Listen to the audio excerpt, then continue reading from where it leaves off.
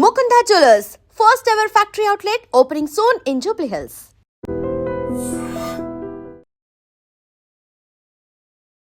నల్గొండ జిల్లా హుజూరాబాద్ కి చెందినటువంటి వెంకటేష్ పూర్ణిమ వీళ్ళు ఇద్దరు కూడా ప్రేమ వివాహం చేసుకున్నారు.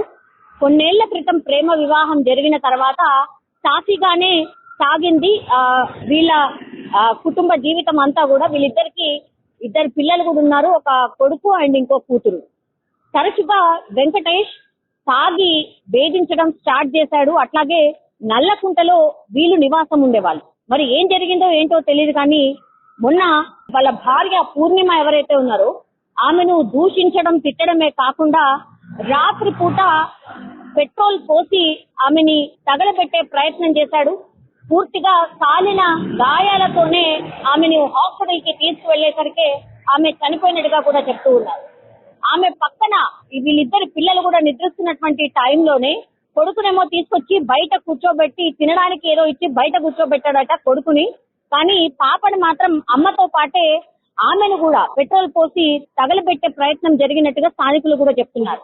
కానీ సేఫ్ గానైతే ఆ చిన్నారి పాప బయటపడింది. కానీ పూర్ణిమ వాళ్ళ భార్యను మాత్రం పూర్తి స్థాయిలో కాల్ చేసినటువంటి పరిస్థితి అయితే కనిపిస్తోంది. చుట్టుపక్కల వాళ్ళు ఈ ఇన్సిడెంట్ కి సంబంధించి ఒకటే చెప్తున్నారు, పూర్ణిమ చాలా మంచిది, యాక్చువల్లీ పూర్ణిమనే పనిచేసేది. ఈ వెంకటేష్ తాగుబోతూ ఎప్పుడు గొడవ పడేవాడు. గతంలో కూడా భార్యను కొట్టిన సందర్భాల్లో అట్లాగే గొడవ పడిన సందర్భాల్లో మేమే పోలీసులకు కంప్లైంట్ ఇచ్చినాం.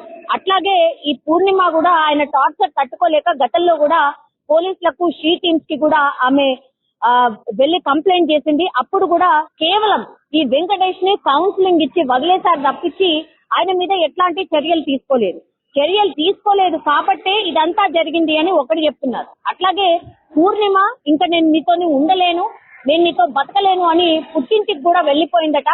పుట్టింటికి వెళ్లిపోతే మళ్ళీ వెంకటేష్ కొన్నాళ్ల తర్వాత నేను మంచిగా చూసుకుంటా, నేను ముందులాగా లేను, పూర్తిగా మారిపోయాను అని చెప్పి నమ్మబలికి వాళ్ళ అమ్మ నాన్నతోని అందరితోని మాట్లాడిన తర్వాత మళ్ళా భార్యని వాళ్ళ పిల్లలతో సహా నల్లకుంటకి తీసుకొచ్చాడు.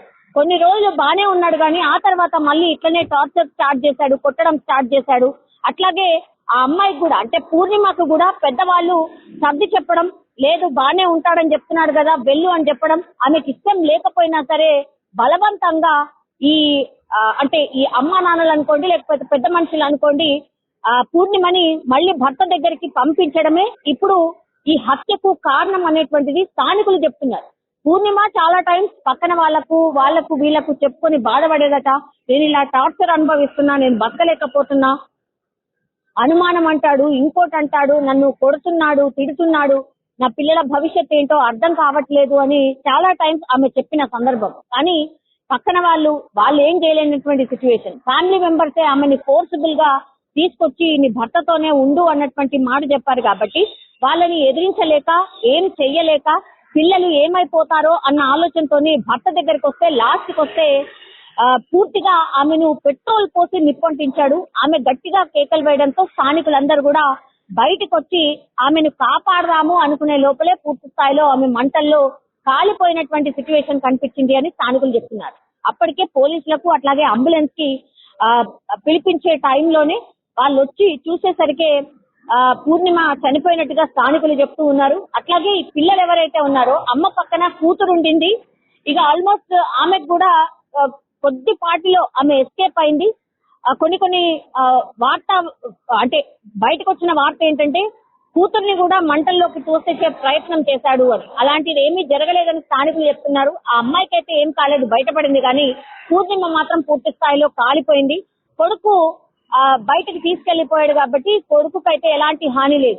మరి విషయం ఇదంతా ఎట్లా బయటపడింది అంటే ఆ చిన్న కొడుకే చెప్పాడట, మా నాన్న ఇట్లా నన్ను బయట కూర్చోబెట్టాడు, తినడానికి ఏదో ఇచ్చాడు, కానీ లోపలికి వెళ్లి ఆ పెట్రోల్ ఓపెన్ చేసి మా అమ్మని నాన్నే తగలబెట్టాడు అని ఆ కొడుకే చెప్తున్నటువంటి సందర్భం. ఎంత ఘోరం అంటే పిల్లల ముందటనే తల్లిని కాల్చేశాడు అంటే ఎట్లాంటి నరరూపు రాక్షసుడు అనేటువంటిది స్పష్టంగా అర్థమవుతోంది. స్థానికులు కూడా అదే మాట చెప్తూ ఉన్నారు. సో పోలీసులు అయితే కేసు నమోదు చేసి పూర్తి స్థాయిలో విచారణ చేస్తున్నారు. కానీ ప్రాథమికంగా అయితే పక్కింటి వాళ్ళు కానీ లేకపోతే వాళ్ళ పిల్లలు చెప్తున్నటువంటి మాటల్ని బట్టి అయితే ఇప్పుడు ఈ వెంకటేషే హత్య చేసినట్టు కూడా చెప్తున్నారు.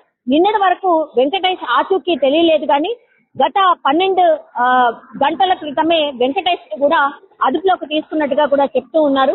సో ఖచ్చితంగా శిక్ష పడే విధంగా మేమైతే అన్ని ప్రయత్నాలు చేస్తాము అన్నటువంటి మాట పోలీసులు అయితే చెప్తూ ఉన్నారు. అదమ్మండి నేను మా ఇంటి పక్క ఇల్లు ఇది. అమ్మాయి పేరు విజయని, ఆ అబ్బాయి ఆయన పేరు వెంకటేష్.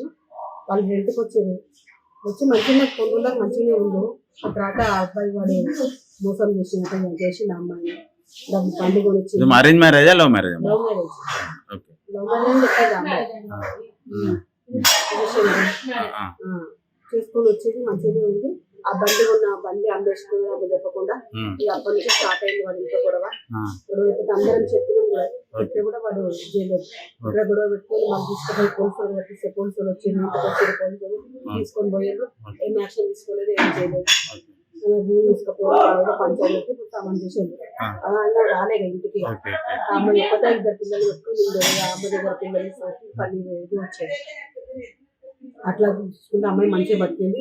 మళ్ళీ మొదటి మధ్యలో 2 నెలల నుంచి మళ్ళీ స్టార్ట్ అయింది అన్నమాట.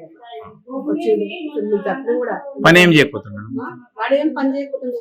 అయినా బండి ఎక్కిస్తుండే. వాడు ఏం పని చేస్తున్నాడో ఏమో తెలియదు. అమ్మాయి స్థిర పని చేస్తుందో ఏం తెలియదు, ఎవరికి ఏం తెలియదు.